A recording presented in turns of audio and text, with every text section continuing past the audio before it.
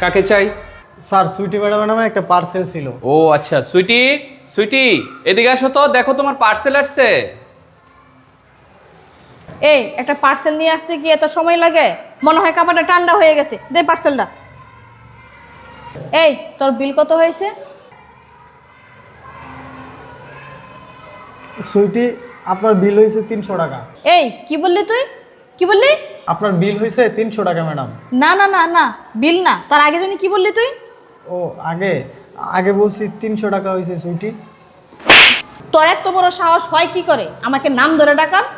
Madam, এখানে সাহসের কি আছে? আমি কি আপনাকে খারাপ কিছু বলছি? আমি তো শুধু আপনার নাম ধরে ডাকছি। আর নাম ধরে ডাকাটা কি অপরাধ? এই তোর স্ট্যাটাস আর আমাদের স্ট্যাটাস কি এক? এই তোর এত বড় সাহস হয় কি করে ওর নাম ধরে ডাকার? স্যার, ম্যাডাম, আপনারা আমার সাথে এরকম আচরণ কেন করতেছেন? আমি ডেলিভারি ম্যান, এটা কি আমার কোনো অপরাধ? আপনার তো একটা নির্দিষ্ট নাম আছে, আর সেই নাম ধরে তো সবাই ডাকে। আমি না হয় নাম ধরে বলে ফেলেছি, কিন্তু বিষয়টা আপনারা এরকমভাবে কেন নিতেছেন? এই ছোট লোকের বাচ্চা, তোর এত বড় সাহস হয় কি করে আমার মুখে মুখে তর্ক করার? তুই আসছিস এখানে পার্সেল ডেলিভারি দিতে আর মুখে মুখে তর্ক করতেছিস। এই তোদের কোম্পানি কি তোকে বুঝিয়ে দেয় না কাস্টমারদের সঙ্গে কিভাবে আচরণ করতে হয়? শুন, আমি তোর কোম্পানির কাছে তোর নামে নালিশ করব, তখন বুঝতে পারবি কিভাবে কাস্টমারদের সঙ্গে আচরণ করতে হয়। হ্যাঁ ম্যাডাম, আপনি ঠিকই বলছেন।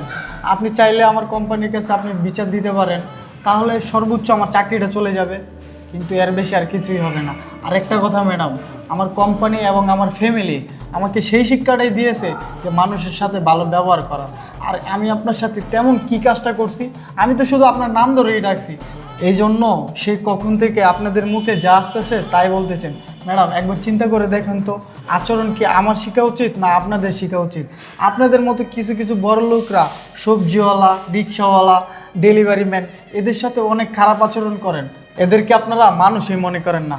ম্যাডাম, আপনি একবার চিন্তা করে দেখেন তো, আপনাদের মতো বড় লোকরা যখন খাবার অর্ডার করেন, তখন আমাদের মতো গরিব ডেলিভারি ম্যানরা রোদ নাই, বৃষ্টি নাই, কষ্ট করে সেই খাবারটা নিয়ে আসে। সেই খাবারটা যদি আমরা না আনতাম, তাহলে আপনাদের কত কষ্ট হতো। হ্যাঁ ভাই, তুমি ঠিক কথাই বলছো। এই সমাজে অনেক পয়সাওয়ালা আছে যারা গরিব মানুষকে মানুষই মনে করে না। ভাই, তোমার কথাগুলো শুনে আজকে আমার ভুলটা ভেঙে গেছে। তারা কি করে করুক, আজকের পর থেকে আমি আর মানুষের সাথে কখনোই খারাপ ব্যবহার করব না। ভাই শোনো, আজকে যে তোমার সাথে যে ব্যবহারটা করছি, এই ব্যবহারের জন্য সত্যি আমি লজ্জিত। আর সুইটি, তুমি ওনার কাছে ক্ষমা চাও। হ্যাঁ, তুমি ঠিকই বলছো। আসলে ভাই, তোমার সাথে আমার এরকম ব্যবহার করাটা ঠিক হয় না। আমি আমার ভুলটা বুঝতে পারছি, তুমি আমাকে মাফ করে দিও। আর হ্যাঁ, তোমার এই যে টাকাটা। ম্যাডাম, আমি তো সকাল থেকে একটাই পার্সেল নিয়ে আসছি, শুধু আপনাদের বাসায়। আমার কাছে বাংতি নেই গা ম্যাডাম। না না, ওইটা তোমাকে বকশিস হিসেবে দিয়ে দিলাম। কি বলেন ম্যাডাম? হ্যাঁ হ্যাঁ, রেখে দাও।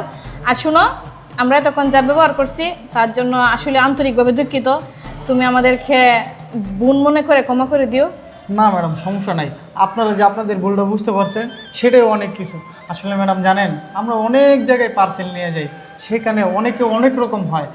আপনারা তো আপনাদের ভুলটা বুঝতে পারছেন। অনেক মানুষ আছে আমাদের সাথে দূর দূর করে। ঠিক আছে ম্যাডাম, আপনারা থাকেন, আমার অনেক পার্সেল দিতে হবে। ঠিক আছে। আচ্ছা ঠিক আছে। আসসালামু আলাইকুম। ওয়ালাইকুম আসসালাম। চলো। সুইটি।